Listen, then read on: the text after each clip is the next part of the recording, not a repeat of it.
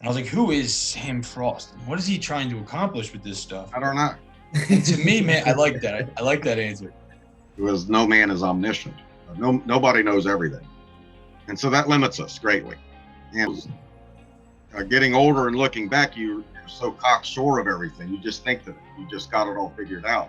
And you get older and you realize how much you don't figure it out. A lot of knowledge is that we're winging it along. We're listening to these news outlets, whether it be Fox News, CNN, and whatever these control boxes are telling us. And we're So you more like the Al-Anon side of it, where like, no, I took to drinking like a fish out of. Okay. Absolutely wonderful. I wouldn't change this. I never thought that life apart from alcohol could be this good. My soul is breaking free. You awaken me, stolen my time to move on, but now I can see seizing destiny. Welcome to my evolution. Welcome back to the dumbest guy in the room. Today, I have the pleasure of having a conversation with a master, right? A master in theology, a doctor in ministry, author of many books. I was on your vlog there. I've seen a lot of books. One in particular, I'm very excited to pick your brain about. I'll get to that later, but it's very relatable to me and Ed. But with that being said, man, I think that thanks for coming on, first off.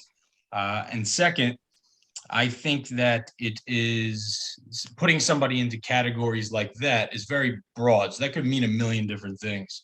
So if you could just expand on who Sam Frost is and what it is you do, how you got there a little bit, just so the listeners have a kind of context to this episode.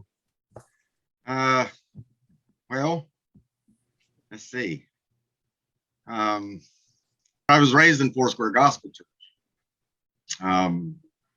Dispensational. Most Pentecostal Assemblies of God are dispensationalist by default. That's just the most popular view that's out there, the most sensational view anyway. It resonates with people, and certainly did with me at an early age. Hal Lindsey and all of that. Schofield Reference Bible, I've carried around one for quite some time and memorized the charts and all of the timelines, and tried to explain that to my friends in grade school and everything, and they kept asking me questions. So it's just something that theology and pursuing all of that is it's just an inner passion. It's just something I like. Someone suggested along the way, hey, you can get degrees doing that. I said, oh, okay. So I don't teach in a seminary. I could teach in a seminary. I'm more interested in the church. I want to bring seminary to the church, to those that can't afford or ever will step foot in a seminary. So that's my burden is to bring that kind of opening up the box. Because I can remember going, pretty shielded, good family life growing up, going to a particular church, vacation Bible school on Wednesday nights. I remember my Sunday school teachers, wonderful, wonderful people. And then going to Bible college, and this whole box opens up you start hearing about things you never knew. And for me, it just opened up a whole new world of Christendom and Christianity and the history of Christianity and the massive influence that Christianity has had, particularly on the West. And now, being 54, 30 years removed from that first experience,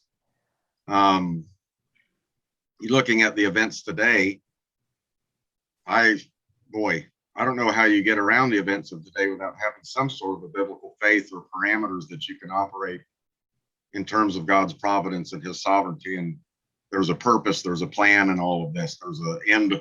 There's an end goal. That's come out more strong than when I got into full preterism, hyper-preterism, 91, 92, somewhere around there, was because what wasn't being stressed was resurrection. Can I stop you there real quick? Yeah. Because I can talk for hours. You're gonna have to cut me off. no, you're good, man. I want you to be. You're the one that should be talking because I'm the Yeah. dumbest guy in the room, man. That's the point of me being here. I think that No, that would be me. Right. Well, that's what I like to think, right? Because if I just like to learn from people, dude. I want to know your experience and everything. And when I first started looking at your vlog, I don't know about you, Ed, but I've never heard of how do you say pet? How do you say that view? Preterism? Yeah, preterism or hyper Preterism, preterism, yeah. partial preterism. Yeah. That was the first time I've heard that term. Was when it related to you. Oh, Honestly, that is like one of the yeah, I don't know if you've watched any of my podcasts, but the people I love to kind of follow as a mentor, look up to, are people that hold any ideology and they're able to, and they make that their identity and they're able to break away from it. yeah. Because I think that is that's one of the bravest, most courageous things that somebody can do, because you got to walk away from something that is all your friends, all your everything. But can you kind of explain to me, like I'm the dumbest guy in the room, me and Eddie, what that is? Like, what is that view? What is It's an old view. I mean, it's pretty standard now. I'm looking back at it now. When you're new and you only grew up dispensationalist, and that's all that you really, are devouring and hearing from your pastors and teachers. When you hear it for the first time, you're like, oh my goodness. But then you start researching it and you realize that 70 CE, the destruction of Jerusalem, very well documented event. It's pretty standard in any academic works on eschatology. You're going to get mention of that. With Josephus, of course, he's a first century historic work, of which you're not going to do New Testament studies without reference to Josephus and Tacitus, Suetonius. These are various Roman historians of the period of time, first century, second century. So everybody in that world knew of the destruction of Jerusalem and their deportation, and then the later complete final decimation was under what they call the Bar Kokhba revolt. This guy Simon Bar Kokhba led a revolt in 135 to 136, 37, 38, until finally the Romans had enough, basically bulldozed Jerusalem, and that was the end of that. Okay, and then renamed it Palestine, from the Philistine word. Palestine is the Latinized Philistine. So they called it Palestine ever since. So this is pretty staple stuff. I didn't know it, growing up in the church. Well, some New Testament scholars, pastors, theologians, traditions really took to 70 AD as the event that Jesus was predicting. And obviously, if the New Testament was written before 70 AD, then obviously they're going to say something about it, because when you read the Old Testament and you see the prophets going on and on and on about the coming destruction of Jerusalem under Babylon, the Babylonians, and how they present that, I mean, that's a massive event from a Jewish perspective. And so does that color the New Testament? Paul knew that the Romans, according to Jesus, what undoubtedly Peter and John, Mark would have told him, Luke, who traveled with Paul, was gathering this material. They were putting together this, body of material. Paul probably was in Rome from Mark's material, and Luke, what he was gathering. So undoubtedly, Paul knew of Jesus' mention of Jerusalem surrounded by the armies, and so what role does that play in Paul's thinking and theology when it comes to eschatology? And there's if you get 10 scholars in a room, you'll get 90 different answers. So it just turns into this thing. But full preterism, that view on the surface, taking all of this legitimate material, they go a step further and say the whole prophecies, all the prophecies, everything is 70 AD, all of it. Obviously, for you, probably the first question that comes to your mind is, what about resurrection of the dead? Which is the biggest controversial issue in that. We found ways to get around it at the time, because the initial argument of it is what we called the time text. This generation, some of you standing here will not taste death until you see the Son of Man coming. You will not finish going through the cities of Israel until the Son of Man comes. The kingdom of God is at hand, and on and on and on. These things are written because the time is at hand. These things must soon take place. And so you start seeing, well, 2,000 years, that can't be soon. So what were they referring to? Well, our answer was, well, 70 AD, based on those interpretations. So We so would say what? 70. So I guess to sum it up with as little as simple as possible as I can, the gist I'm getting is preterism is like, or full preterism or hyper preterism is when you believe the Bible's basically like a history book, like all of it's already been done. Yeah. Okay. Yeah. So like Pretty much. with that viewpoint, like, I don't know, the first question I have is like, what's the point of now then? Yeah, that's a big question. Right? Like, what's the point of now? Like, that's always what I'm kind of looking for. Like, why am I here? What is my meaning, my purpose? And that's why, and I don't really, to be honest with you, like I grew up Catholic. Oh, I grew up Catholic. Never really, I had all the, what are they, sacraments? I did all that. But I never agreed with it, man, because I felt like they were always telling me I was like a bad person. It was more of a punishment to be Catholic. Like, yeah. you know, like, growing up was more of like it was like an Old Testament, you know what I mean? The wrath of God type thing. Like they would tell you, like, when you would do something bad, like it's almost like you were going to be smited for doing the evil deeds that you were doing. right. It was never like, if you do like doing good or be forgiven, or you got to be forgiven, you got to go talk to the guy in the confession box.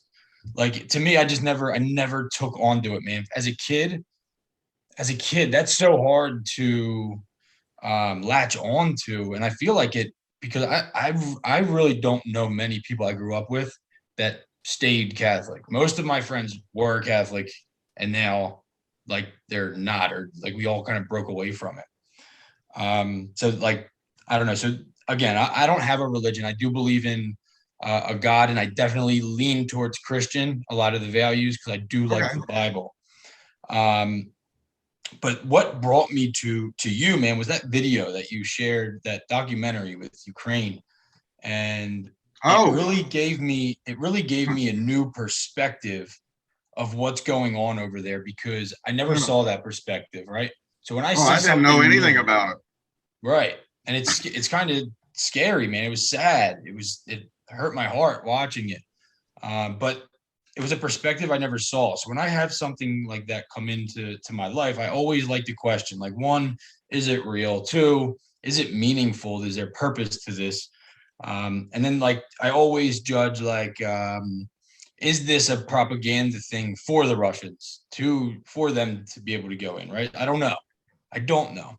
So that's really what brought me to message you. And then I went through your vlog, man, and I just found all of these very interesting things that you would kind of talk about. So looking at everything I've read. Is that the vigil.blog? Is that the yeah vigil your vlog page? Yeah. So when I was looking at that, I was like, all right, looking at all these different articles, I read like what Obama said. I read the Ukraine-Russia one. I read two other ones, Spiritual Death and something else. And then looking at your book titles, I obviously couldn't read all your books in that amount of time, but I read the titles and the descriptions, and I was like, who is Sam Frost? And what is he trying to accomplish with this stuff? I don't know. And to me, man, I like that. I like that answer.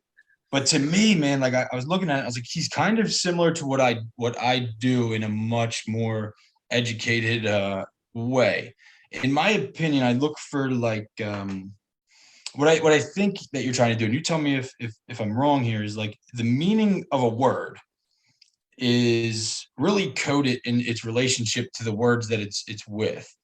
So in order to find like a truth, you need to look at the whole picture. And to me, the Bible is like the oldest book or library of books that man knows.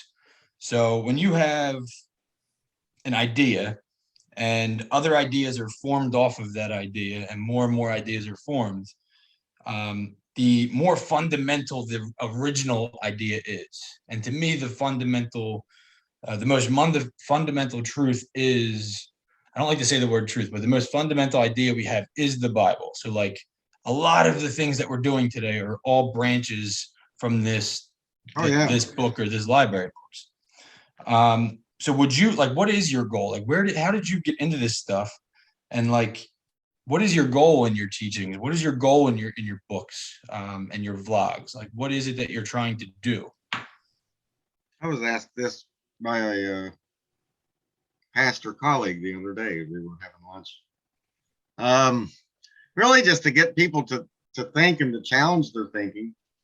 When you know, like I said, I grew up in the church, and I've been in church most of my life. Now that includes charismatic, Baptist, Pentecostal, Assemblies of God, Church of Christ, Episcopal, Catholic.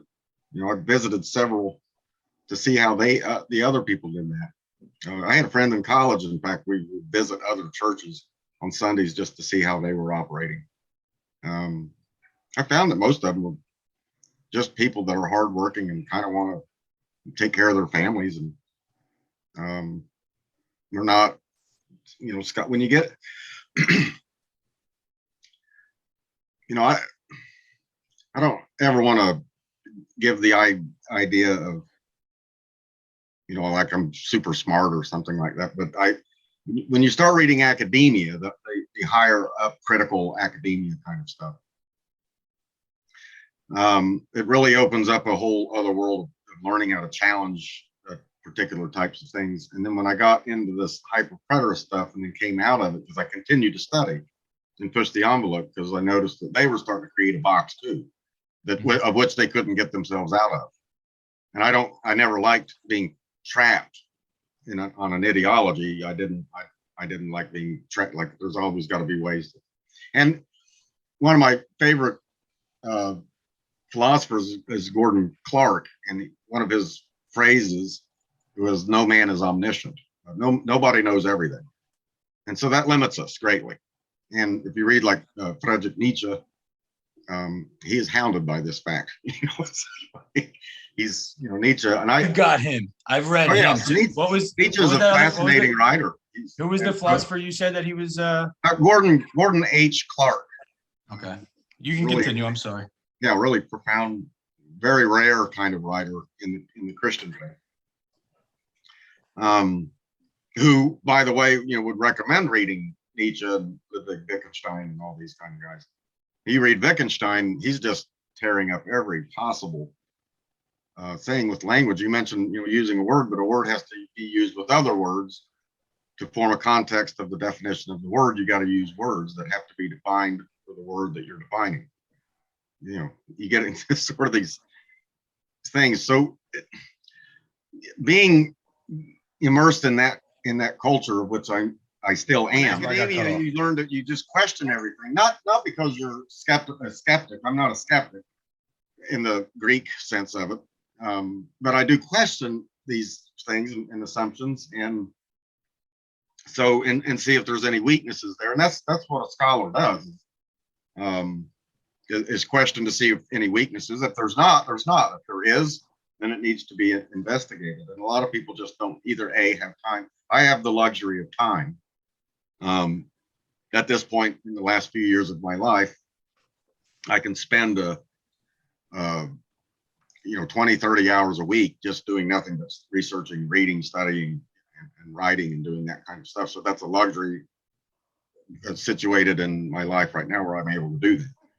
And so I realize that gives me far more time than somebody who's got a young family and trying to make, they just don't have time. Right. And studying requires time. That's the other thing. You know, you're not going to get the history of Napoleon on a 10-minute YouTube video. You might get some high points or something. And YouTube is wonderful, by the way. When it first started, I loved it immediately. I loved the internet immediately. I was like, oh, this is it. This is utopia. I have found all that I want. If used correctly, it has its bad things too. But Well, isn't that kind of the thing on Ukraine? everything? Yeah, can we get? I want you to go into that. Yeah. Like the one thing, and I just want to repeat the one thing that you said that I actually loved in your vlog. It wasn't part of the documentary. It was your vlog, and I'm just gonna read this because I did. Like I said, this was really what grabbed my attention with that one. You said Jesus said, "Bless your enemies." Will I cheer for the death of Russian soldiers? Will I smile when Russian families are spit on and beaten? Is this my Christian response to cheer on a nation that sheds the blood of infants while still in their mother's womb? No, sorry. I can't. I hope you understand with all of this, my patriotism has died. And that really grabbed me, man, because I don't think on any side, man, I feel like when we have those ideologies, just like when you said you were full preterism and you had this ideology and you were stuck there. And now you're like, well, since you started to question that, you were able to find weaknesses in your own beliefs, your own thoughts. And you're like, okay, so personally, well, let me ask you this too, before we go there. Did you have to completely destroy you before you were able to grow out of that? Did you have to start over? Because I feel like everything that I had to do to get to where I'm at right now, there was a point where I had to completely destroy myself and the identity that was kind of pushed onto me and destroy it. And it was the most painful thing that I've went through. But the other side is it's amazing, but it's so hard to see that and get that point across to other people. And I feel like this statement here is a direct reflection of that, and understanding that people are good people. They have good intentions, and everybody is the actions are what's evil, and people believe that like what they're doing is good. And it's so hard to explain, but like if somebody came in my house right now, I know that I have the capability to protect my family, and if I have to, and protect myself and take that person's life if they're threatening mine. Now that's an evil thing for me to do, right? But it's an evil thing because I have to kill them. But like but I had to do it. So like when you kill some people are like in this thought process of I'm good, I'm doing this for the greater good, the greater good. And it's like, so is the person that you're fighting against. They believe the same thing, that they're doing it for the greater good.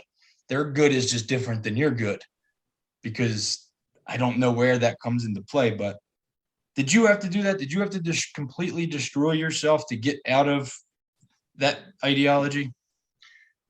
With hyper-preterism, I guess with the view, and I was so personally involved in that, I was one of the few main teachers at the time, with the main guys, which would have been Ed Stevens was one, and then Don Preston. He's perhaps the most well-known full preterist out there. And I was teaching with him, and he published one of my books, still does actually. I told him not to, but he still published. And he sells thousands of books, and he's the #1 guy, Don Preston is. And so that was my identity and personality, and seeing the problems with it, the serious problems with it, that I felt the weight of having to leave all this stuff that I had built, pastoring a church and the whole 9 yards.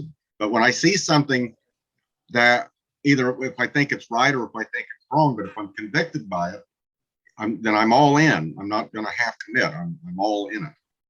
And I'll be all in it all the way to the end. And I could be very wrong, like I was with this preterist issue. Now, there's many things there. I don't reject all of it, and I certainly didn't reject the fact that I even when I thought I had certain issues lined up and correct, I still was questioning those things. That's still intact. I'm always doing that, and even more so now because getting older and looking back, you're so cocksure of everything. You just think that you just got it all figured out, and you get older and you realize how much you don't figure it out. I never thought I would say that in my 20s because people in their 60s were saying that to me when I was in my 20s, and I was like, yeah, right. You still don't know what you're talking about. And so now, like when you become a parent, Yes. you remember back when you were a kid, and he said, Yeah. that happens. It doesn't happen. Where my son, he's 23, but he thinks I'm just, I don't know what I'm talking about. Okay. He'll come around, man. Yeah. Wait till you have kids and you're in your 60s. We'll be having this conversation. I mean, it's like I thought about that before. It's like growing up, you think your parents know everything, and then you become a parent, and you're like, they didn't know shit. They were just winging it like we are.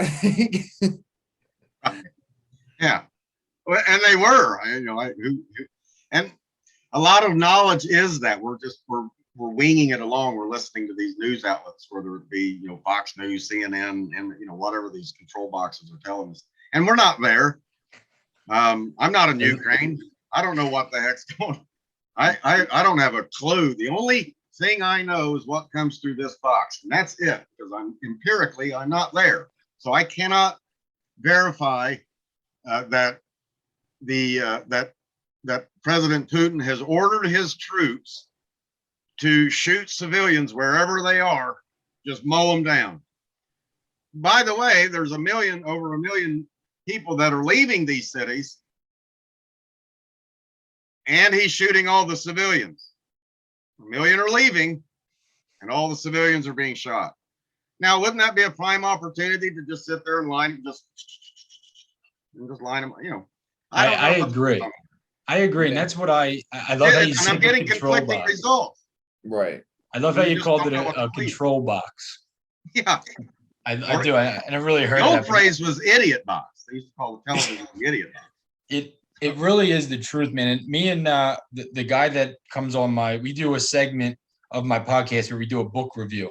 So we'll read a book, and then that's how we actually found Roderick, through a book. We're kind of doing the opposite with you, but I didn't know you were an author when I found you. We pick each of us kind of go through, we pick a book, and then every 2 weeks we come on and we just talk about the book and how it relates to things. Good.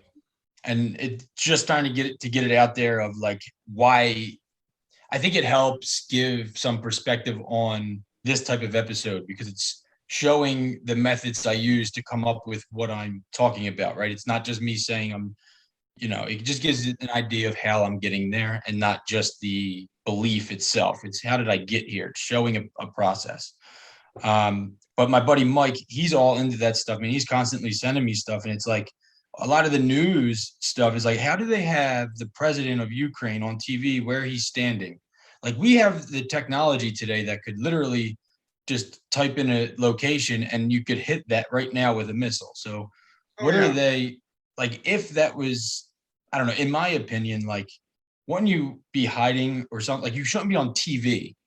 Like, these people are showing where these people are at. They're showing where, and it's like, how is that possible in today's world? It's not like, I don't know, everything's like real. So can you give me a little rundown on that? So you shared that documentary. That's the other thing. They keep saying, on one hand, Russia's inept and their military is not so great as what we thought it was, and they're falling apart and they're fleeing. And on the other hand, you look at this map and they've captured they've surrounded the entire eastern region in this giant crab pincher kind of thing. It's classic warfare strategy that's being used there. You always surround. So, and he's capturing these cities and everything. And then meanwhile, he knows where Zelensky is, because Zelensky's telling you where he's at. Now, are you saying to me that Russia doesn't have the military capability of literally within 4 or 5 days flattening Ukraine if they wanted to, decimating, total destruction, satellite imagery, satellite missiles? They have all this, warships, which that they could not literally within, 2 weeks time, just there is no more Ukraine. Ukraine is gone. Zelensky, we blew him up. We blew the capital off the. Yes, they do. They have this capability. We know this. This is in books that I have on Russian military and stuff.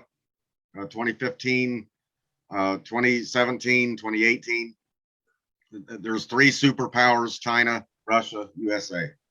The Pentagon, I've got books where the Pentagon is saying in 2018, 2019 that Russia is second to USA when it comes to military power, military strategic advanced weaponry, drone weaponry, satellite weaponry, infrared weapon, the whole 9 yards. They've got it. And you're telling me they can't take on Ukraine. So they're falling apart over here. But over here, they're capturing all of these cities. And so again, maybe Putin is doing what he said he was doing, is military, and he's structuring particular little military outlets and places.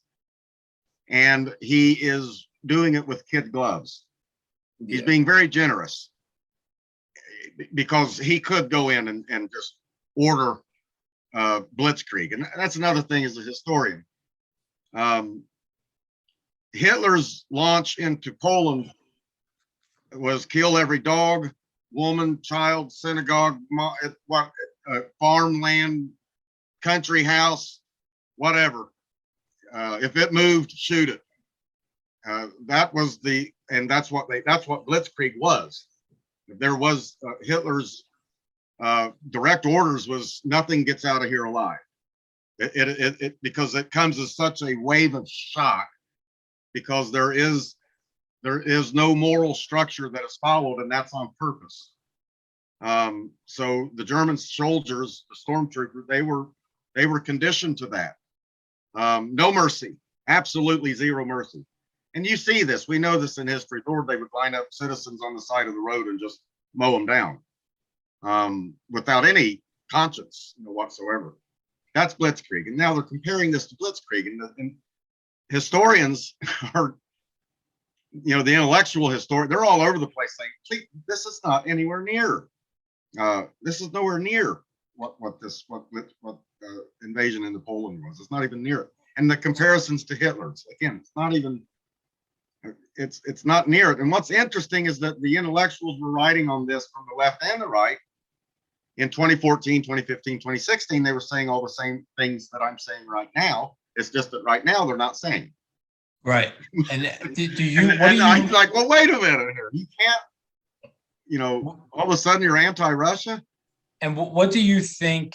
What do you think that is happening? Like, what do you think what do you think's actually happening over there? Or why is it happening?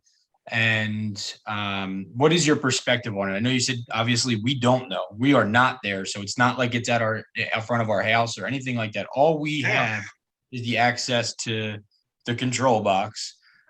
Plus, when you look at history, you can kind of get yourself to a point of what we think. Now, it is an opinion, obviously. So, but what is your opinion? Because obviously you're very well-versed in a lot of past history and, religions and Christianity. I mean, they're all built on war and taking over things. And so all of that is kind of the same thing. It's just a different ideology or religion, or whether it's science. It's a different thing the person believes in. But it's the same action. It's still trying to conquer or preserve. So what do you think is going on here? It's if I listened to going back and listening to Putin for the last 8, 9, 10 years. And again, the wonderful thing about YouTube is you can watch all these interviews of Putin, going all the way back. BBC and heck, even Oliver Stone had in 2017 does this very 20-hour interview, and you start to understand this guy, and he says the same thing every single time. He does not want Ukraine recognized as a NATO country, and you'll see the Cuban Missile Crisis come up every once in a while. That comes up. So if you are familiar with that, that's when Khrushchev is trying to build nuclear weapons in Cuba, which is just 90 miles off the coast of Florida. And Kennedy, President Kennedy at the time, well, we didn't like that. That's too close to home. Okay, now you know how Putin feels, because that's what NATO has been doing. And if you go back to the collapse of the Soviet Union, communist Russia at the time, they're not communist Russia anymore. That's gone. And under Gorbachev and President Reagan, and then East Berlin fell, and now you have United Germany. All of that. And I was in college at the time. I'll never forget that. That was amazing to us. We were like, man, the wall has fallen. This is insane. We were rejoicing. This is fantastic. Well, they met and they had several agreements about no more NATO expansion from this unification of Germany, because East Germany belonged to Russia, the Soviet Union at the time, and West Germany belonged to the, NATO and European. And now they were coming back and wanting to unite that as a NATO kind of an alliance. And then the idea was that not any further towards Russia would there be any NATO allied nations. Well, they broke that promise over and over and over and over and over again. And Putin all this time has been sitting there saying this. There's interviews where he's saying, you guys, we're not going to put missiles in our backyard and aim them where they're 6 minutes away from Moscow. Because like the Cuban Missile Crisis, if they call it the balance of powers. You have to have this balance. And if one side has an advantage where the other side can't respond in time, then obviously the other side would have a greater advantage of striking first. And that's what it's all about, striking first. So you have to have a defense and an offense and a defense. And it kept escalating in what was called this Cold War. And NATO continued to expand. And Ukraine, for Putin, as he had been saying for years, don't cross this line, or there will be, this is what I'm going to do. And going back and reading all of that, knowing this, and yet still hearing as recent as 2020, where we're courting Ukraine to join NATO.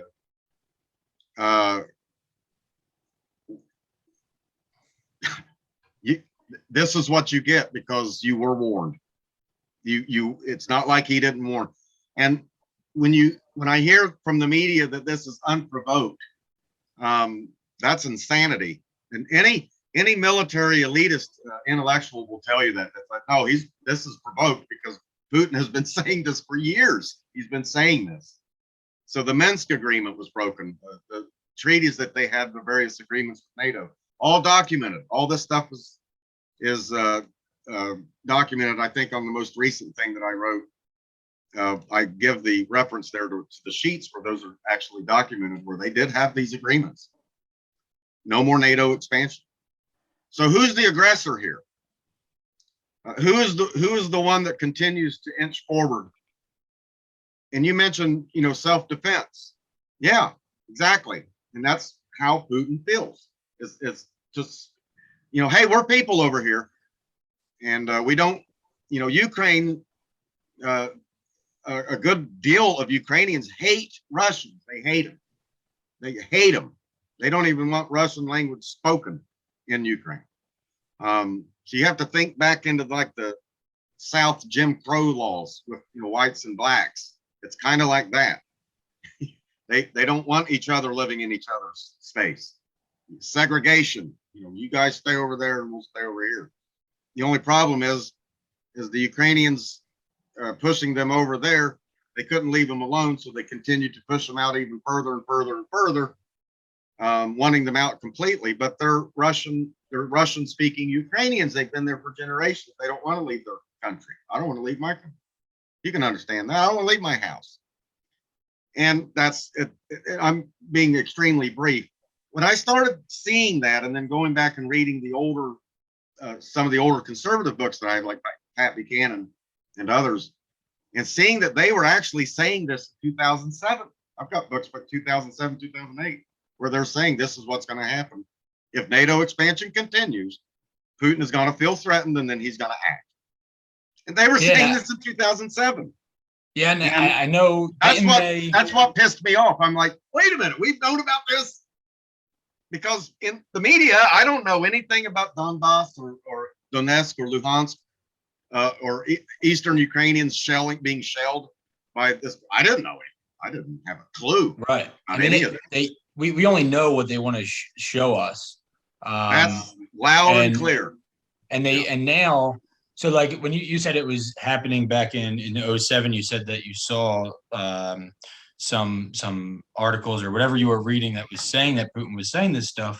I mean, you could just kind of look at what they were doing. And I don't remember, I was so young, so I wasn't really involved in it. Not even just young, I was into other things, which I'll touch on a little later here. But when you go back, man, like Russia has been attacking parts of Ukraine since 2008. Like this isn't new. They took over the peninsula. They took over Georgia.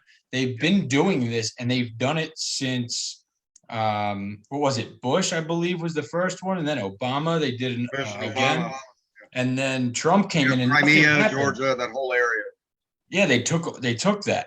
Yeah. But I don't remember that being like represented all over the news like it is today. Well, and then because it was under of it, Obama, and Obama's the coolest man that's ever walked planet Earth. And then, well, what happened? And then you have Trump come in, and nothing happens under Trump except for the narrative of he's with Putin and they're friends and whatever. And we had to live through that insanity. Right, but then nothing. But that's my question. Like the fact is that 4 years, no war started. There was peace treaties. It was like good things were happening, and then he gets out of office, and then war immediately. Then you have all these things that are being forced on people, and then you have, now in Russia. Here's the other thing, man. You said that like you think that this in the beginning of this, you're like the internet's awesome because it has information and we have access to information. You're allowed, Facebook changed their protocols that you're allowed to have hate speech against Russians. Yeah. You're allowed to do that, and it blows my mind. It's like, why can I say I want to kill Russians, but I can't say I want to kill Russians? That's the only way you're allowed to like categorize a group of people and put them into like that one human dimension of being Russian is now okay to hate. And it's like, why does the internet and Google get to control who we hate? And it just blows my mind. As a Christian, God tells me that I'm to love my enemies. Correct. The exact opposite. But you've got these Christians on this bandwagon right now. That Putin is this communist dictator. A, he's not a communist. B, he's not a dictator. They have a parliament and a prime minister, and he had to go through the Senate to get approval. And then he has a military brass that's informing him as well. So no, he's not a dictator. Would you say? I read this. All of these terms are getting abused, and yes, words have meaning to them. They have definitions. You can't just throw them around. And he's a dictator. He's not. Mussolini was a dictator. Putin is nowhere even near that. You said one thing in your article I want to bring up to you. This is important. You brought up the fact that America is not a democracy. I just learned this recently because I always was under the impression we were a democratic republic. Okay, we're a democratic republic. Yeah. Well, from what I've been looking more into, I think Roderick was the one that brought it to my attention. But then last night, man, me and my wife were like all into it, and it's more of a constitutional republic. Like if you look at if you look at the Pledge of Allegiance, nowhere in there does it say anything about democracy. It says, I pledge allegiance to the republic for which it stands. So it doesn't say anything about democracy, right? And in my opinion, if you look at Russia, that's more of a democracy. Democracy is more of a, from what I'm reading, I could be completely wrong here, but more of mob rule. So like the majority wins, you go with it. And now America is pushing mob rule now. on both sides, honestly. It's like Yeah. if this side, if one part doesn't give, if the left or right doesn't just succumb to the desires of the other side, then we're just always going to be divided, which is not what America was founded upon. That's why we have free speech. That's why we have the right to bear arms. That's why we have these things in place so that the different people, different individuals can have a conversation about their differences so that we can all kind of agree to disagree almost. It's based on an idea that you these various social topics, religious topics, theological topics that influence and direct our lives and our decisions that we make in our personal lives. Whether you're a Buddhist, a Jew, Christian, you're atheist, it doesn't make, that's got, you're atheist. You're not going to live like a Christian if you're an atheist. And you're free to live like an atheist. If you want to live like an atheist, fantastic. Government is not going to come in and answer those legitimately debatable questions and legitimately debatable opinions that are out there that are intellectually argued. They use fine sounding arguments, statistics, their data, sound argument. It looks good. It's footnoted. It's got a history to it. It's articulate. Yet I can find on the other side equally the same kind of argument, footnoting, intellectually strong argument, and yet they disagree. In fact, I can find 4 or 5 different views that do that. All of them have their strengths and weaknesses, and they're all allowed to express themselves without the government coming in and saying this one's right and all these other ones are wrong. Mm-hmm. The government is not the arbitrator of ideologies and ideas. That's not its role, and that's initially how kind of the framers wanted. They wanted the public square kind of left alone. So you could be a Whig, or you could be a Federalist, or an anti-Federalist. You could be a racist. You want to be a racist? Be a racist. Whatever. And I remember the day the ACLU, very liberal, more leftist-leaning kind of organization in the 70s, still around today. They were defending the KKK for expressing their freedoms. You can't shut them down. As much as I regard them as idiots, but you can't. I'm free to say that they're idiots, and they're free to say that I'm an idiot, and then we can go our own ways back to our houses. The big thing is that we don't shoot each other. That's when the law has to step in. Don't do that. And we've agreed to that, so we all kind of get along, I guess, and that's the idea. And then we take it out at the ballot box. But even there, you have to go through these various hoops and jumps of checks and balances, the way the system is set up, so that no one party or no one person rules. But we're seeing a very dangerous trend with the rise of media today. The what's called surveillance capitalism, this immediacy of knowledge. We've not had that before. I'm read back a lot in the 19th century, and so you had to wait a couple of weeks to get the letter, or a circuit rider, or the post office guy that's getting the mail on horseback. There was no phone. So, like Lincoln's assassination, a lot of the country didn't know about that for weeks. That took a great deal of time to get that information. So now, everyone's an expert because I can go on Wikipedia and I can, read a thing, and then you become like these forums here, and I think it's all great. I love the fact that anyone can get a microphone and a camera and go on YouTube. It's going to tell whether a lot of people watch it or a lot of people not watching. Whole careers are being made now on YouTube. It's quite, I love it. I think it's great. But it's always in the content of what it is that's being said. You can say what you want to say. And second, that nobody's going to come in and shut you down, whether you have a lot of viewers or not a lot of viewers, or what you're saying is controversial or not controversial. But what we're seeing now is that the very same conservatives that were complaining about cancel culture are now canceling Russia and using cancel culture. And I have only one big giant word for that. It's Jesus's favorite word, it's called hypocrite, and Jesus uses that word quite a bit. We're all stained. I love it, man. I'm stained. I'm dirty. And man, it's like, gosh, how do I get out of this?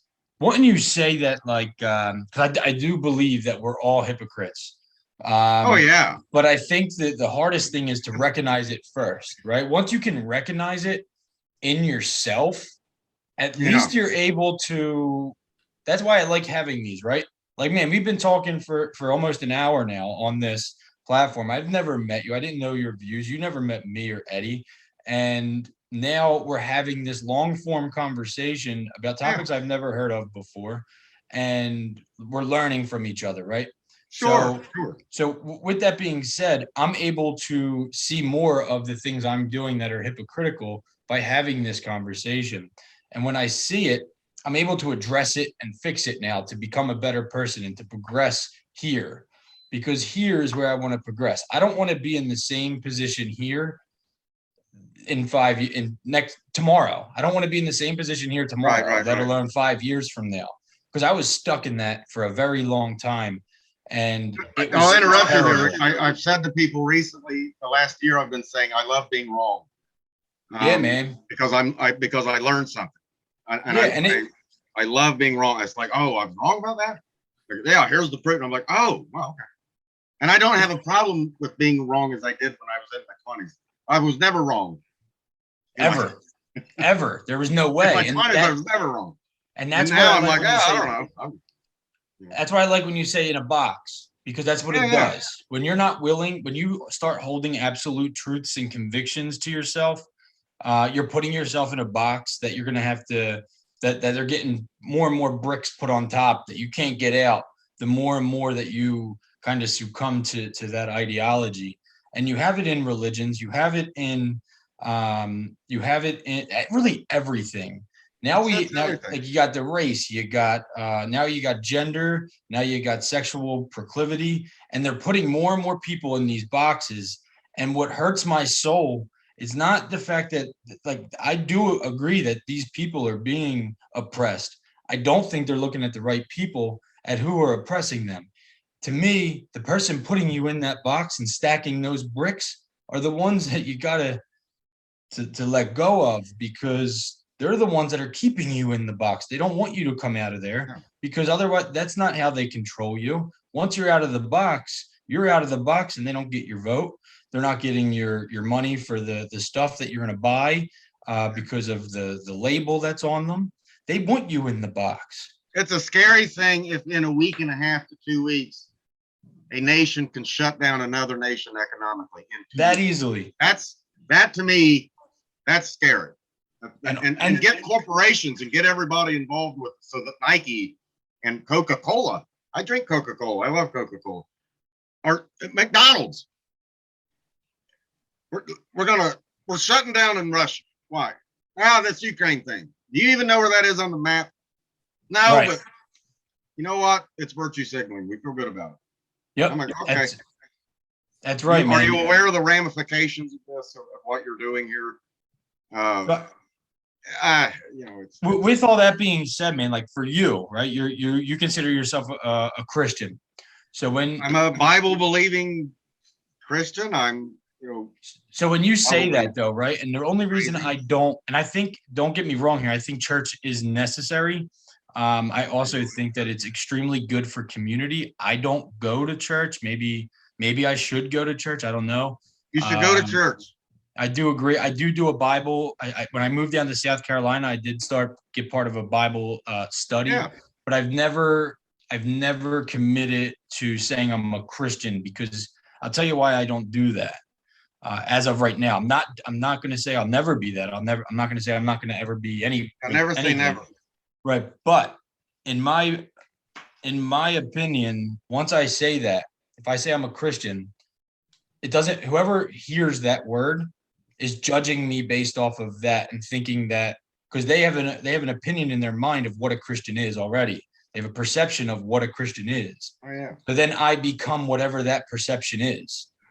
So like, and everybody will have a different one. And that's why you have, if you look at the Christian religion, all of them sectors of Christianity. You have all, because all of them have a different view of what it is to be a Christian. So to me, it's like, if I say I'm a Christian, I'm putting myself as this is what I am. So I'm Bill McDale. And I like to stick through that because I have read a lot of Buddhist stuff that I agree with. I've not gotten into the Quran or anything.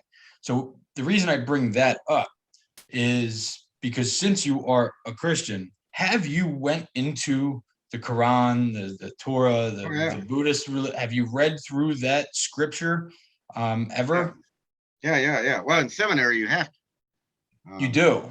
Oh, yeah. You got. That's the other people think seminary, you just study the Bible. It's like, no, the scriptures have touched so much of everything Western. It's, economy, culture, art, architecture, the politics. You can't talk about anything without seeing it connected, because America is just a branch off of Europe. Right. We came from Europe, and Europe was dominated by what is called Christendom. It was this commonwealth of what's now when you hear Muslims refer to the West, or Putin refer to the West, what he's talking about is the Christian West. And what that means is Christendom. It's this manifest destiny, that kingdom of God kind of stuff. We're on the right side of things. God's on our side. Western civilization. If you ask a Muslim what Western civilization is, they'll say that's Christianity. That's why they don't like Western civilization, because they understand that the influences of Christianity have given us what is, some are calling, the collapse of Western civilization, which the Muslim applauds, is for them the collapse of Christianity and perhaps a reemergence of Islam that will come and dominate over that. But they have to wait it out for generations for Western civilization to collapse, and that's going to take a lot of time, which they've got. So, they're in it for the long haul. That's the other thing about the Muslims are very patient people. They're in it for the long haul. So they train their children up and their children's children. They go through all that. I mean, we kind of no, do we the have same to, thing. in seminary, we had to read all that stuff in history. So when you did read it though, now it was a school, so you had teachers that are teaching. Yeah. So when you're reading those scriptures, can you look back at that time and say, the teacher definitely had a bias when they were teaching these words in the book rather than the words from the Bible? Like, did you ever look at it did you ever go back into it now that you are kind of more open-minded to different perspectives? Like, have you ever went back and said, you know what, let me take another look at the Quran. Let me take another look at this because I was taught. So when you're taught, you're getting a perspective of somebody that obviously has, and it may not be a conscious thing that they're doing, but it's a bias. And it should be, you're getting into areas that's going to require another show.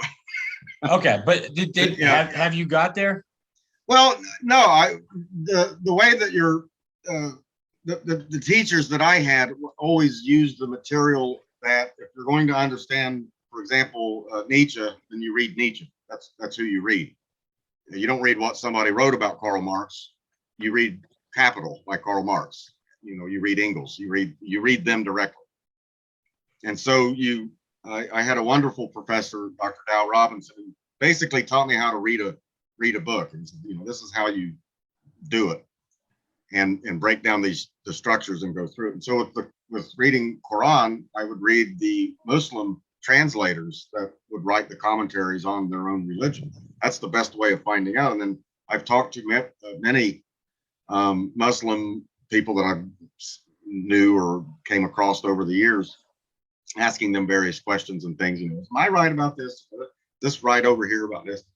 Realizing that within Islam, there's, like in Christianity, there's factions, there's different types of takes on it. Not everybody, there's no monolithic Muslim. Obviously, they fight against each other. The Shiites and the Sunnis, and you got all these different things going on all over the place. Just like The only difference between me and a Baptist is I'm not going to blow a Baptist church up because I don't like it. You know, the worst I can do is say you're a heretic or go away, leave me alone, and to which they will. But then I'll join them again on the potluck Sundays that they have with the dinner because the chicken is just, you know, you can't beat it. Kentucky. Indiana, I like it, man. Indiana fried chicken you can't beat. It's the greatest. You know what I think?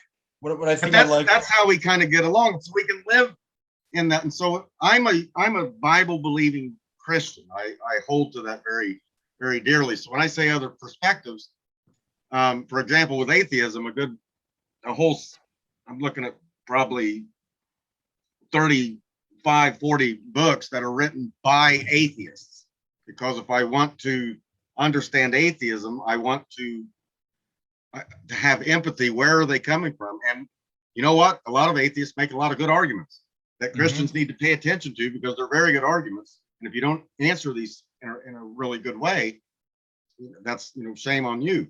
So if you want to read Voltaire or Dawkins or Hitchens or Sam Harris or any of these guys, I was trained to put myself to where I could argue as an atheist. So now, like with my son and stuff, I'll argue as an atheist. I'll press him on issues and argue as an atheist because I can.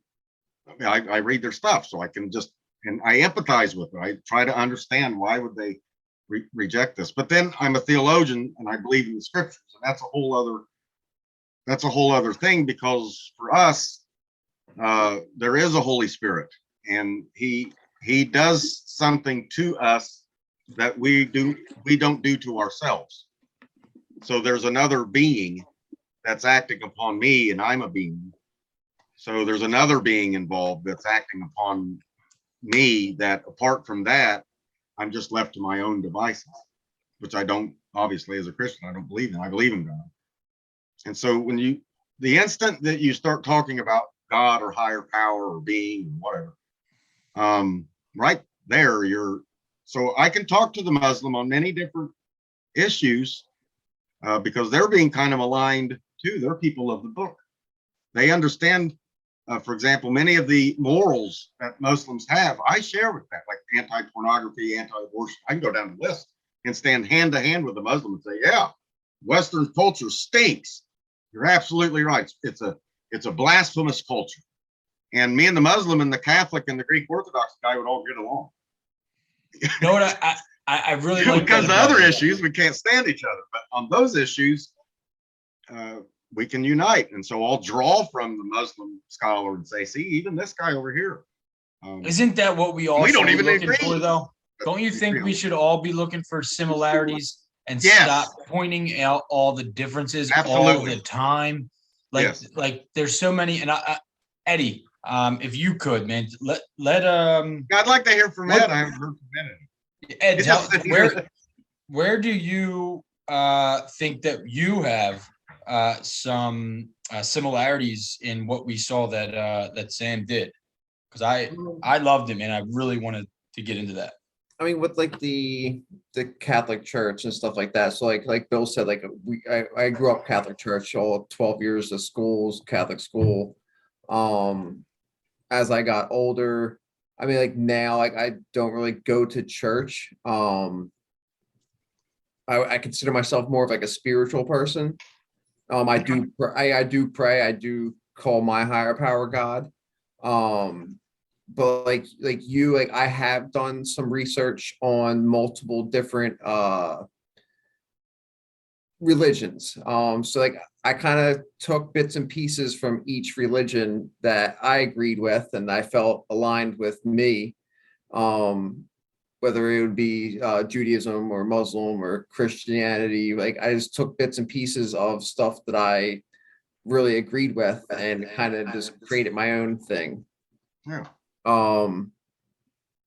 But speaking on like the God thing, I the one thing I did see that you wrote was the one book was the God as Bill Wilson understood him. Oh yeah. So like that's what me and Bill could both relate to this book, because we were both in religion. We were both in recovery. So like, were you in recovery, or like how did you come about like this book? Uh, how do I answer that? Yeah, I've lost a lot of friends. I lost my dad, cirrhosis of the liver, Okay. alcohol related. Wonderful man. I miss him dear. In fact, this is his hat. So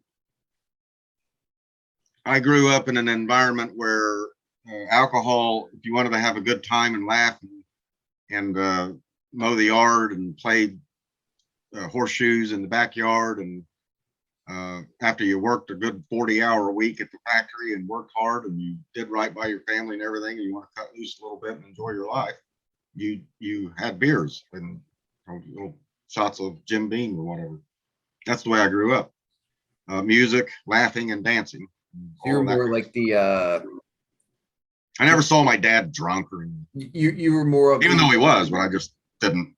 the Al-Anon. He was always fun to be with. We were always playing darts or games, right? Laughing or cards and doing something. So you more like the Al-Anon side of it, where like, no, I took to drinking like a fish out of. I was okay. You know, 150 pounds, I could drink 50 pounds of liquor in one setting and still play 3 rounds of golf.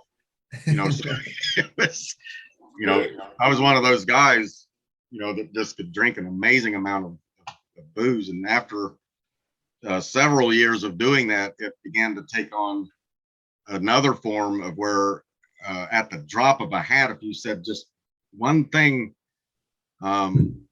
that hit my brain the wrong way, I turned into this homicidal maniac, you know, just completely.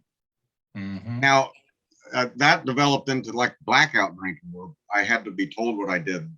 You know, you wake up and you're like, I did what? Like, oh yeah, you lampshade on the head. And I did. Oh yeah, you're running around like a chicken. Wow, I don't remember. You know, so and then as going in church again all my life, having those convictions. So it was when you realize after several years you have a problem, and then you try to control that problem. So you spend several years doing that, ending in failure every time. I'll just have 3 beers, you know, that without never. I don't know what 3 beers looks like. That to me is alcohol abuse. Right. Me too.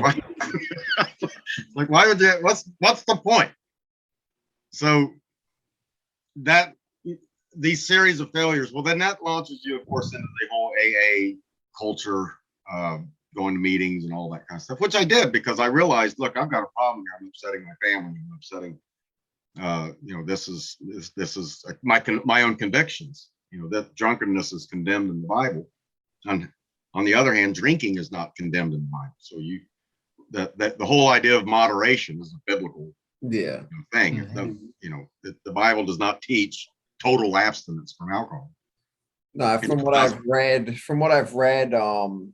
it's not really until it's like an of excess, then that's when the problem is, like in the Bible, because like Jesus, like the Last Supper and like water in the wine. Well, wine was a commodity. I mean, it was a staple to have wine, a glass of wine, which is good for your heart. It's good for all kinds of things.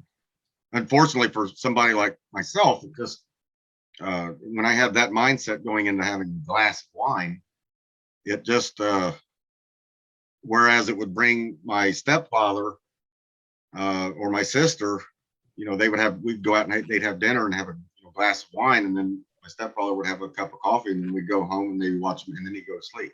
And that's the normal depressant effects of alcohol. It's what it's supposed to do. It's supposed to relax you, and you know, I feel good. For me, it got me up. I came up, and so it had a kind of a reverse effect on my system. It's just what it does. So after a bottle of wine, I'm ready to start the party, whereas most people weren't ready to shut it down. Yeah. You know, break out. Do you have any more wine or beer or whatever else you got? Because I'm just getting started. So we always had a joke about a 12-pack of beer.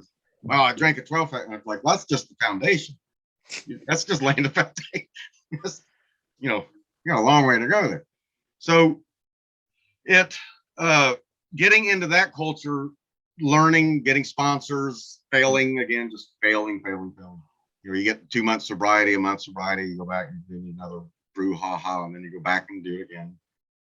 And then praying all the while, God, deliver me, take this from me, and then that frustration sets in.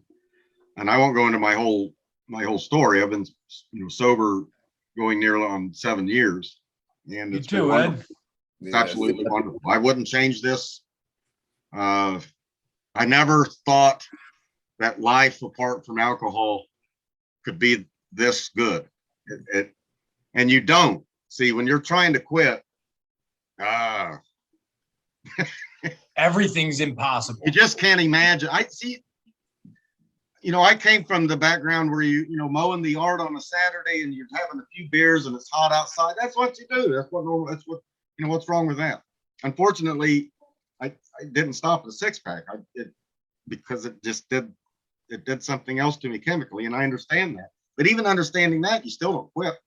Yeah. So that's where I believe that Bill got this. I think the spiritual awakening. Yeah, that was the key to him. It's like, you know what? Something else needs to happen to us other than education, saying that I've got a problem, self-knowledge. These things are all great. But in the end, for the Skid Row wino drunk, they're not going to live. And the majority of us don't recover. That's the sad fact. Now, have you looked into my life is a miracle. Have you looked into like the Oxford group also? Like, yeah. Alcoholism, drunkenness has always been a problem. You can go back and read 13th, 12th century and stuff. They were dealing with these guys that just were drunks. They just, paraded themselves as drunks. The Egyptians drank, Nero drank, Caligula drank. Alcohol is, you're right, man. Everyone drinks. Yeah. Alcohol has been around forever. Alcohol's been around forever, yeah. And today, man, it's like there's just so much more alcohol in the things that we're drinking. Like my wife still drinks. She can drink. I'm about over 5 years sober. But she has thank God for her, because she's the one that got me to the point of getting there, because her family has a history of it. And it was very difficult for me. But I'll tell you, this is why I'm very interested in that book, man. And honestly, I would love to read that book and then talk specifically to you about that book in one of our book reviews, because I think the hardest thing for me, because I told you in the beginning of the episode, like I always battled with God because of what the Catholic Church was doing. So like, and then don't forget everything you learned in the Catholic Church. I will tell you that. It's not forgetting. No, that's it's not part of your past. That's part of who you are. Oh, 100%. But the issue I had was getting back to believing in a God when all of these bad things were always happening to me. Why, if there's a God, then why is this? Right. So instead, my viewpoint was like negative things. I had no problem blaming God. When good things happened, I had no problem accepting it was all me that was doing the good things. And then I couldn't, and it got so bad that everything was bad, which is obvious. I'm not blaming me now. I'm blaming God. So then AA, man, like you get in there, and I only failed once, dude. I went there for 3 months with bad intentions, though. The intention was to learn how to drink. And I said that to people, like, I'm going to learn how to drink, and I'm going to be able to go have a couple beers at the bar. Lasted about 3 months. I think I was in AA, went back out for about 6 months before I found myself back, and I committed myself to it. And me and Ed were like, we grew up with a guy that, man, he got into AA at like 19 years old, and he's never stopped. He's still sober today. And that was one of my best friends, man. I won't bring up his name, so I don't know if he wants it, public or anything, but he was my sponsor, and he put me in I don't know, man. I listened to him. Went through the steps, and things just started to be like, wow, the things I started to hear at meetings, and then I'd go home and I'd do it and start seeing it. I'm like, how is this happening? Like, I'm starting to see these things now. And it's like, it was mind blowing. And then the big thing that I think got me to be able to do it was they didn't have a religion or a God connected. It was a higher power. So like it wasn't like it's its own ideology kind of in a way of thinking, but it's not like you had to believe in God. It's like they kind of took it away so that you could get there you're on your own. Yeah, And I go into a lot of that in the book where Bill gets that from. He's very explicit where he gets it from, and what he's trying to do. And Bill was a believer. There was no ands, ifs, or buts about that. Say what you want to about it. Bill was also very controversial. Yeah. He did a lot of dumb things while he was sober. But Bill will tell you that. He goes, I'm a drunk. It's a group of drunks. What do you expect? We're not going to run this thing perfect. Of course we're going to screw it up. That's what the whole thing's about. I'm sober. I still make mistakes. But yeah, he did. But Bill was drawing from so many different sources, and trying to, and he does believe in God. There's no ands, ifs, or buts about this, and the necessity of God. May you find him now.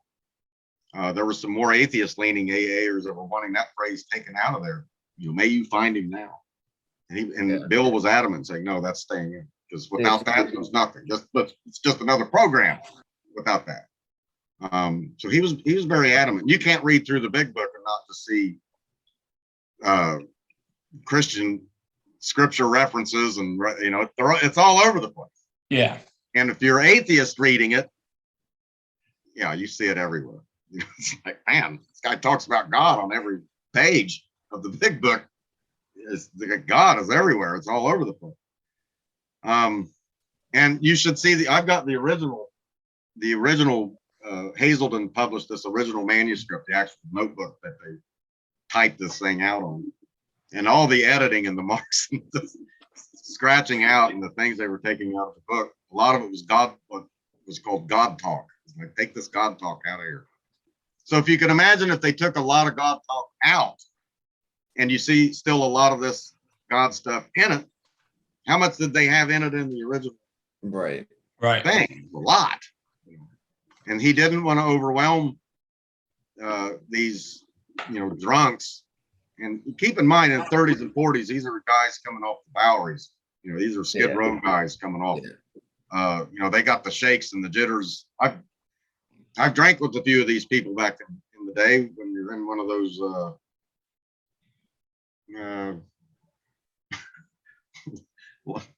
hotel lost weekend kind of thing, and you're just walking around in some place, and a guy's leaning up in a cardboard box against the wall, and I sat down with, and we'd start talking about God over a bottle of the wild Irish rose, which doesn't have a cork to it. It's the wine with a bottle cap. Like Boone's Farm or something. And these guys got the shakes. They're it's sad. It's and I think it takes a miracle of God. I really do. And I'm just, I can't explain my change other than God, because I tried everything, psychiatrists, pastors, and I sincerely wanted to stop, because I saw what it was doing to my kids, and I saw what it was doing, those I love, my family, and I knew, again, having all this knowledge, scriptures and everything else, and the conviction of that, and then having this frustration thing that you can't control, and turning into this monstrous kind of cursing, profanity laced stuff that you have to hear about the next day after. It's like, oh, I'm not that person. The Dr. and Jekyll and Mr. Hyde kind of stuff. We all you all know it. Yeah. Yep. So it's I just look at it as a miracle, because I don't have even the slightest it's like an arm has been chopped off, amputated or something. Like, I remember early in my counseling, before I stopped going to Ben, my counselor, the first year I was scared to death, because I was waiting for the feeling to come back. I was like, it's gonna happen. The feeling's gonna come. I never say no to it. I know what it is. I'm gonna start off and I have a couple beers. I know what it is. I've done it 1,000 times. I know what it is. And it's an overwhelming goosebump kind of feeling that comes over me. And then in my mind, I say, okay. And once I do that, I'm already there. Even before I've drank anything, I'm already there. And I'm waiting for this to come back. And it never came back. So I tell people I didn't quit drinking. I haven't been tempted. It's not the thing is not there anymore. And you know what I'm talking about? That thing. Alcoholics understand it. Yeah. It's the thing. It's that feeling. It's that thing that comes over and you're like, yeah, a couple beers sounds pretty good. Yeah. Yeah, man. It's You're an idiot. You're a total idiot. But I'll tell you mine, man, is again, and I don't know how you, because you said you kept trying and Oh, yeah. you kept doing it, right? Now, do you think, because for me, I never had a religious, like, I never had a God, right? Like I just had what they told me in school, that if I sin, I go to hell, and if I am a good person, I go to heaven. Now I've already sinned a bunch, so I'm going to hell, and I'm like, screw it. And then, so I never really had a God, but I believed that it was there, and I was already judged and going to hell. And then, with that being said, I found a God in AA, and that's what kept me sober. Where you, on the other hand, had the background of a religion, Yeah. had God. So like, it wasn't that you had to find God necessarily. So like, what is it that you think like grabbed you, or do you think that made it harder for you to get sober because you kind of already had him in your life, or had another power in your life? Like, no, I believe that God was, you know, one of the best non-biblical poems that are out there. Have you ever heard of, you know, footprints? You see these footprints and they're walking alone, and guy says, hey, every time I'm in trouble, there's only one set of footprints here. And he goes, well, and God says, well, that's what I was carrying. Yeah.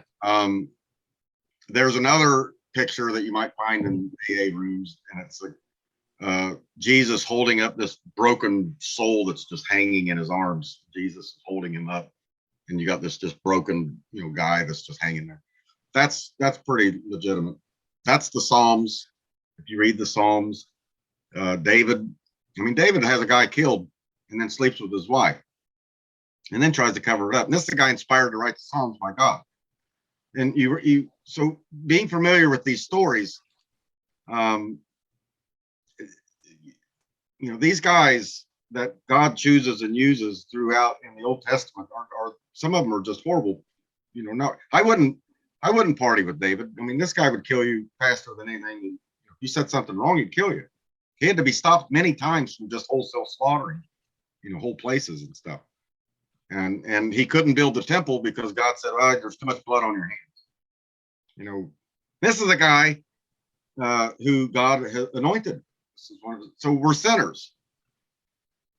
We struggle with sin. This is my flesh. It's an overwhelming. I'm a slave. Paul uses this language of slave to sin, and he really gets into it in Romans 5 through 8, where he's. oh no, is that me again? No, it's him. No, come back, Sam. Sam. Dude, I hope he comes back. Sam. Sam. So my internet went out, then his internet went out, huh? Yeah. I guess mine's next. Me message him. Mine ain't going out. I got freaking full bars, man. There you are. Yeah, there I am. Sorry about that, man. Go ahead. Romans 7, Paul really gets into this: the good that I want to do, the evil I find myself doing instead of the good. And he's really being a psychological there. You know, the good that we want to do. So can Christians be a follower of Christ and believe in God and the scriptures and all of that, and yet have these massive struggles with sin and walk through the valley of the shadow of death for a certain period of time? Absolutely. It's an entire fallacy to think that if you get filled with the Spirit and you become a Christian, that all of a sudden your life's going to be perfect and you're going to walk this sin-free life. The opposite may be the case, because God may show you, to compare his mercy and his grace may show you how pathetically sick you actually are. Right. To get slowed down where the only way is up and God. And for me, it's realizing it's like, you know what, I really am, I'm nothing. I don't, without God, I'm not, I mean, I don't have any strength in and of myself. And I feel sorry for those guys who have all of this power and strength and discipline, because all that goes to their head and they think they're the greatest thing walking on earth and make no mistakes. And we call them assholes. We don't want to be around these people. It's like, oh man, I can't. They got the car, they got the what, they got the thing, they got the whole thing. I've been in and out of the rooms for probably close to 12 years. I got 7 and some change years now. Good. And I've met quite a few of those people, had 10, 15 years under their belt and wound up going back out.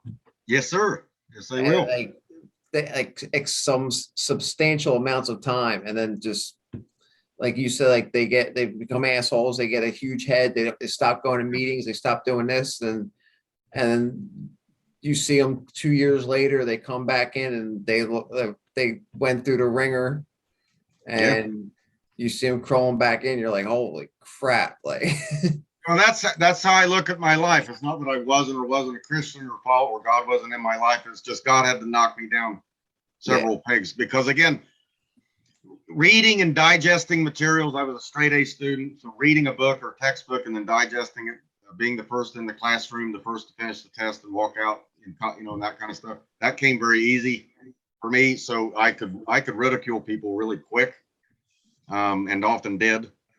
And I was full of Sam Frost was full of Sam Frost. And I think in my walk with the Lord over the years, he's just had to knock me down a lot. Just knock me down. And that's how I look at it. You said you're almost about 7 years sober. When did you start going into see the flaws? When did you see the flaws in the preterism or full preterism view? Full preterism really doesn't say anything about drinking. I did a lot of my drinking as a full preterist pastor, because the ethics, you ask that what now question, everything's fulfilled. Well, there really isn't, When did you stop that view though? How long ago was it when you started to I left in 2010, and it wasn't a couple of years, probably 4 years later, it would be the timeline that my worst drinking was in those years. Do you think I drank with pastors. I drank with Christian pastors, seminars. We would go to the bar and drink. And a lot of these guys I went to the conference with and spoke at these conferences. We would all end up at the bar and drink. So there was a Christian Bible believing drinking culture, and we kind of egged each other on. So, do you think the Catholic Church is more? I drank with Catholic priests, yeah. But do you think they're more towards the preterism? Like, because I'm trying to think right now, man. I never heard that word before, right? I never heard the word. However, when I look at religion that I was taught, I feel like it was taught like it was a history book. And thinking about this, like that my view on the Bible has changed so much since then, since I got sober, honestly, or right, around that time, to more of a, again, fundamental, a fundamental idea that is like truer, that's true to its core. And it's like a way, it's more of like a way to live. I don't know, but do you think that has something maybe to do with it? And that's why, because I asked you earlier, like, because you already had this, God with you, but you also had a different vision. And then 4 years goes by and you're digging deeper into a different trying to pull away from that because you've seen flaws and then you got sober. Do you think that that has any part to play? Maybe.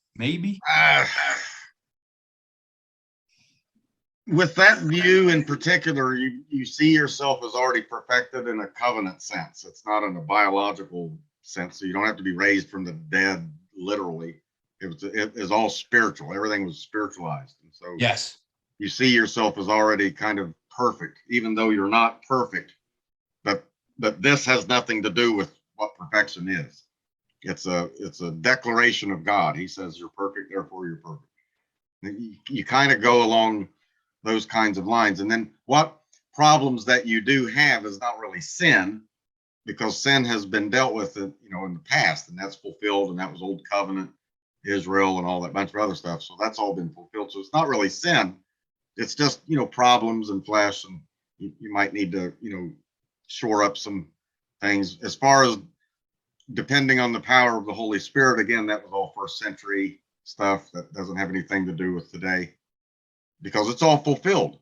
This was the big thing. This was the question, because I grew up loving church, and I still love church. Most of my life has been going to church. Even in my worst moments, I would still drag my, behind the church. So the idea that we don't need the church anymore, that struck me hard. I thought, well, that can't be true. I can't be endorsing a view that says that, there's no more church anymore. That's ridiculous. So it was those kinds of issues where we were trying to have our cake and eat it too. And I began more and more to see that, wait a minute, if you see in the traditional view, of which all the faiths share, Catholic, Orthodox, Protestant, believing in the future second coming of Christ, then you have new heavens and a new earth. So all the stuff that we're going through now stops. So if you're going to have everything fulfilled in 70 AD, then all that stuff stops. And now you have to explain for what we would call eternity. You have to bring that into this life now. And therein is the difficulty, because, COVID-19 and war in Ukraine, this is not the new heaven, the new earth. right. And you can only spiritualize that so much before people start looking like you, like, are you not living in reality? I mean, this, Like you're insane, right? Yeah, this sucks. Yeah. No, I get that, man. I think my hardest. They crash. Those things crashed, and they still crash a lot. And Roderick Edwards could talk about that a lot too. Yeah, and I think my hardest. Well, that's what we talked about in our last episode with Roderick. We talked about existentialism. So we did go deep into like, why do we exist, why we exist, and things like that, and what people believe and why we believe it, the difference between opinion, belief, truth, and all that. That's what we talked about with him, which is cool that now we're talking, to you that has a religion, or has, some sense of God. But I think you opened my eyes to what I was taught. Like that word really explains how I feel I was being taught, but I never heard it that way. Honestly, like I did look at it like it was a history book. Like this stuff has all happened. These were all things that happened. And then I guess maybe that's why I never could understand the that he's here with me now. Like I do. I think that. And he's always been there. I mean, I mentioned David, so I can relate to David. So here's David on, he's a king, and he's walking around his parapet there on the palace there of his house, and he sees Bathsheba, and she's taking a bath just in eye shot, and it's good to be king. I can relate to that. So Ed, what do you think, Ed? Yeah. So like for me, how do you think you were taught? It's not so much like the religion aspect of it that it was like the church. Like I really enjoyed like religion. Like I enjoyed, because I always enjoyed history. So like you said, Bill, like I kind of felt like it was like a history thing. But I always did really well in religion class. I always did really well in history, and I kind of tied the two together. I enjoyed like the stories and like he said, like David, and like, I mean, for me, it was almost like a history book, to where it was like there was a lot of bloodshed in the Bible. Oh yeah. there's you got David, you got Cain and Abel, you have like there's like it just goes on and on and on.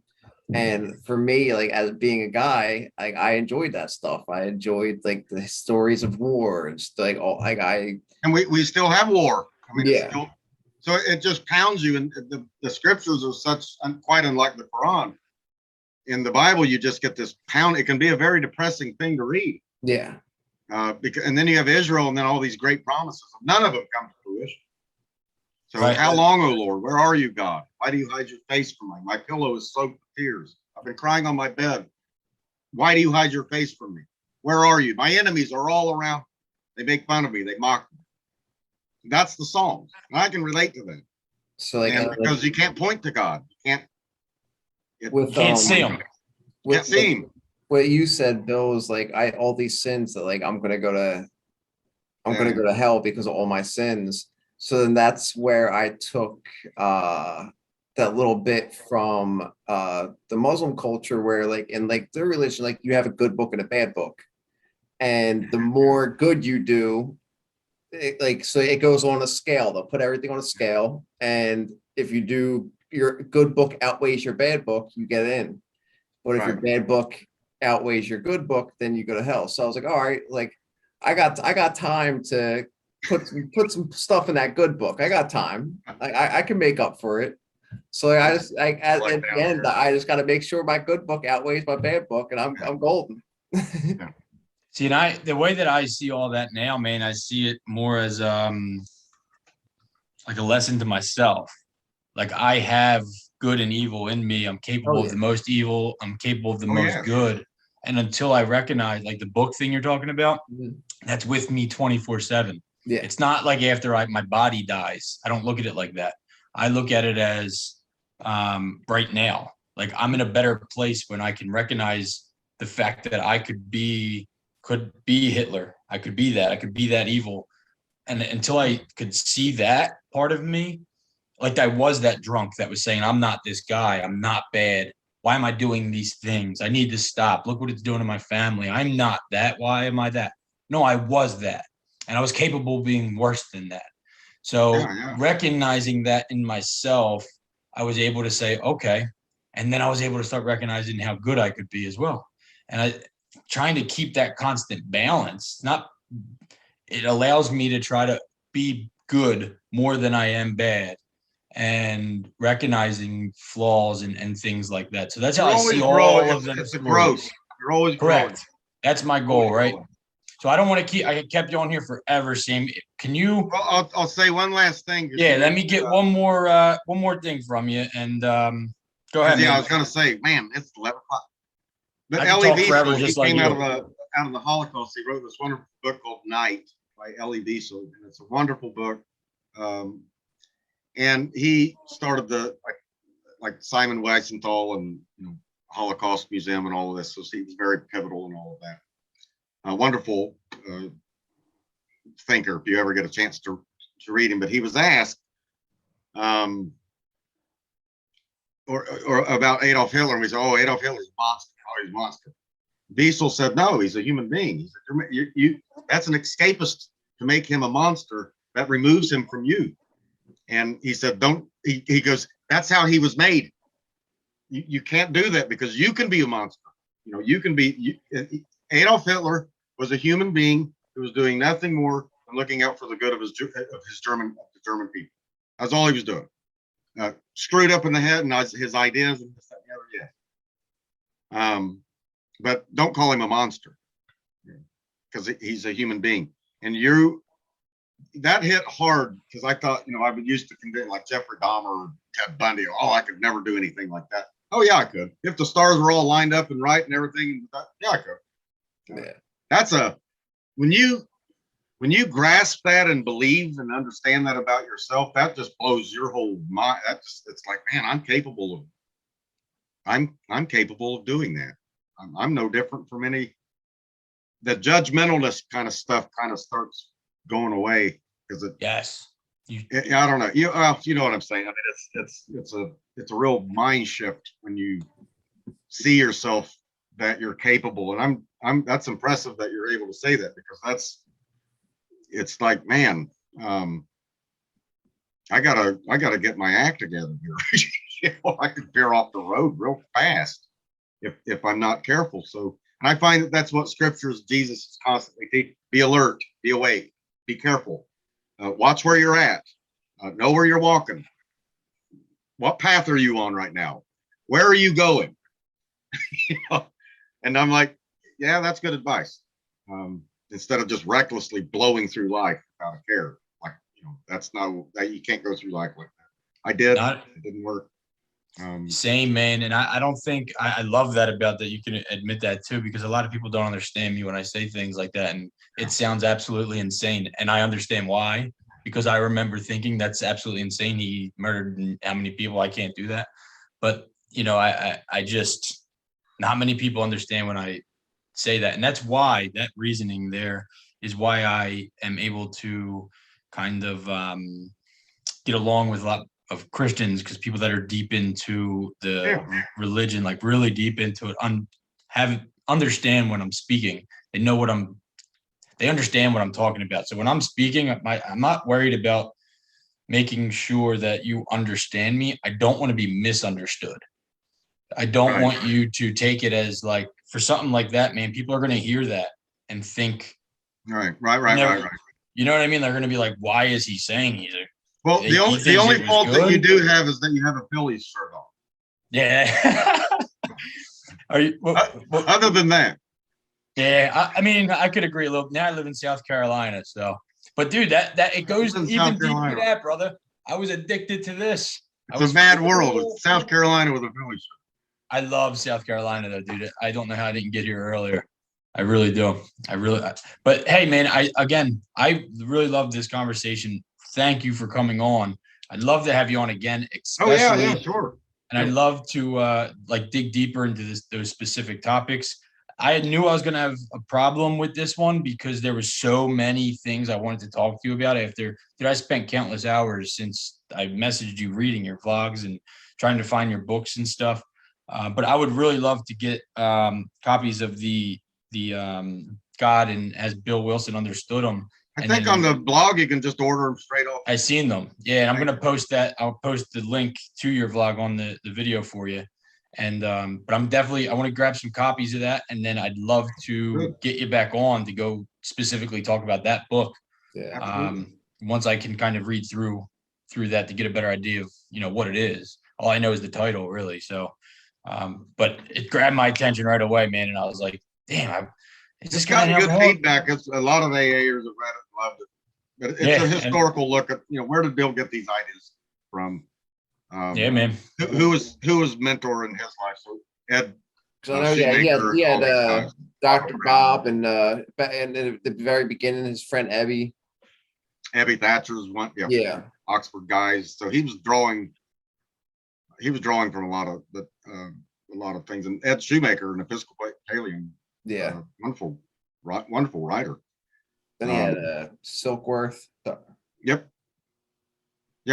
Bill was a unique individual. Yeah. He was, well, Time magazine named him 100 out of the 100 men of influence 20th century. He was one of them. So he